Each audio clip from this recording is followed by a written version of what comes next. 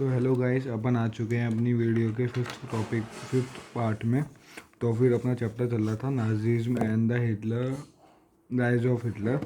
तो फिर अब अपन आगे बढ़ते हैं अपने चैप्टर में। अपन आ गए हैं पार्ट वीडियो के फिफ्थ में। तो फिर अपन जल्दी जल्दी कंटिन्यू करते हैं। नाजी वर्ल्ड यूथ थोड़ा चैप्टर बड़ा है, इसलिए 6-7 पार्ट में बनेगा चैप्टर। तो अपन कंटिन्यू करते हैं। तो भाई जो अब इसमें इस वाले टॉपिक में क्या समझाया है कि जो हिटलर था वो सबको इक्वल नहीं मानता था। मैंने अंडरलाइन कर रखी है, उसके हिसाब से देख देख के फिर मेरी बातों को कनेक्ट कर लेना। तो फिर जो हिटलर था ना, वो है ना लोगों को इक्वल नहीं मानता था, इक्वलिटी नहीं रखता था। वो क्या है कि रेशियल हायरार्की रखता था। वो समझता था कि जो ब्लू आइड पीपल हैं, मतलब नॉर्डिक आर्यंस हैं, नॉर्डिक जर्मन आर्यंस ही आगे चलकर हिंदू बने थे, है ना। तो फिर वो लोग टॉप पे रहेंगे और जो ज्यूस हैं वो लोग सबसे नीचे रहेंगे। सबसे टॉप पे और नीचे मतलब उनको सबसे ज़्यादा वो मिलेगी रिस्पेक्ट, और बाकी लोगों को नहीं मिलेगी। और ये सब चीज़ें उनको कहाँ से मिली थी? ये सब चीज़ें उस बंदे को चार्ल्स डार्विन और हर्बर्ट स्पेंसर से मिली थी। अब जो चार्ल्स डार्विन था उसने तो इवोल्यूशन और नेचुरल सिलेक्शन बताया था, और जो हर्बर्ट स्पेंसर था उसने ये बताया था कि जो स्ट्रॉन्गेस्ट रेस होगी, मतलब जो भी स्ट्रॉन्गेस्ट रेस है वो सर्वाइव करेगी और बाकी सब ख़त्म हो जाएगी। तो फिर उसने ये समझा कि जो स्ट्रॉन्गेस्ट रेस होगी वो नॉर्डिक जर्मन आर्यन है, अपनी नॉर्डिक जर्मन आर्यन है। पर उसकी थिंकिंग ऐसी थी, तो फिर उसने बाकी सबको मरवा दिया था। तो अब अपन आगे बढ़ते हैं। मैंने इसके पहले ही चार टॉपिक्स डाल रखे, 4 पार्ट डाल रखे हैं चैप्टर के। तो फिर इसलिए अगर आपको चारों पार्ट कनेक्टेड एक लाइन में चाहिए, तो फिर इसलिए आपको मेरा चैनल सब्सक्राइब करना पड़ेगा। सब्सक्राइब करोगे तो इससे आपको नोटिफिकेशन भी मिल जाया करेगा नए वीडियो का। तो इसलिए सब्सक्राइब करोगे तो फिर आपका ही बेनिफिट है। अब अपन आते हैं जियो पॉलिटिकल कंसेप्ट ऑफ यूनियन। अब अपन आगे बढ़ते हैं। Is the aspect of Hitler's ideology related to geographical Lebensberg or the living space? इसका मतलब था living space.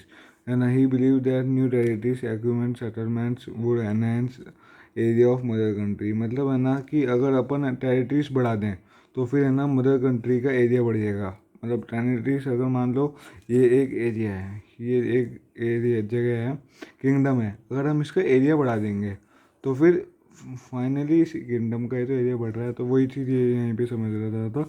तो फिर उसने इसलिए क्या किया, पोलैंड के ऊपर है ना कब्जा कर लिया। पोलैंड जैसे कि मैं अभी आपको यहाँ पे समझाता हूँ, मान लो ये पोलैंड है पूरा। तो पोलैंड को उसने पहले उसके ऊपर कब्जा किया, फिर उसके वो 2 पार्ट में डिवाइड कर दिया। यहाँ पे जो भी पोल्स थे उन सबको इधर डाल दिया और इसको गवर्नमेंट जनरल बना दिया। जहाँ पे आखिरी में सारे जो भी ज्यूस थे, एंटी रेस लोग थे, जिसके जो भी नीचे ये होते थे, वो सबको यहाँ पे डाल दिया था। और यहाँ पर जो नॉर्डिक आर्यंस बाहर से बुलाता था उनको रखता था। तो आप समझ गए होंगे, नॉर्डिक आर्यंस वही थे जो हिटलर को लोग चाहिए थे, और बाकी सब इस साइड में आखिरी में जाके वो सब मर ही जाते थे लोग। तो बस वही बात समझाइए यहाँ पे।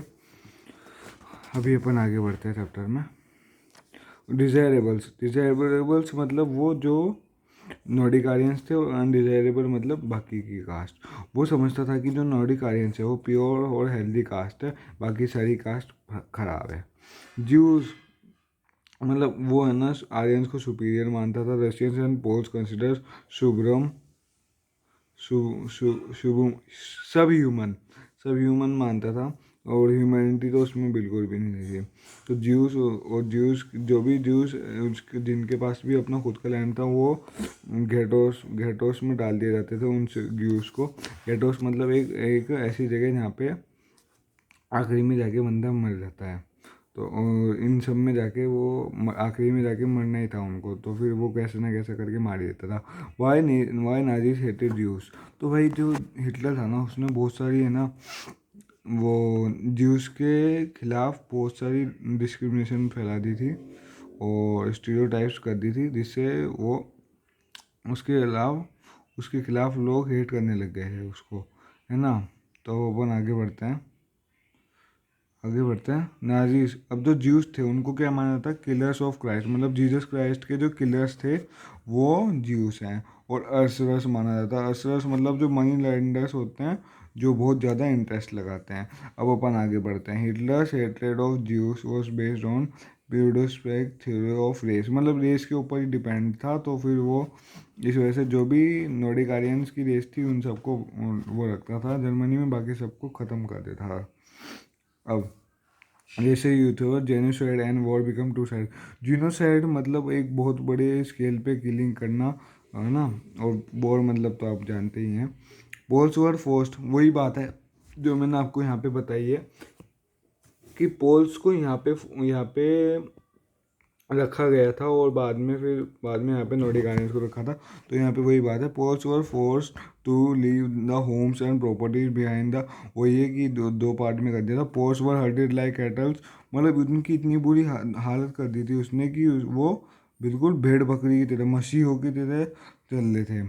और मैंने जैसे कि आपको बताया जनरल गवर्नमेंट भी एक एरिया बनाया था, आधा एरिया वो आधा एरिया ऐसे। तो फिर जनरल एरिया नीचे की सबसे लाइन में ये है, General Government was also serve as killing fields for juice.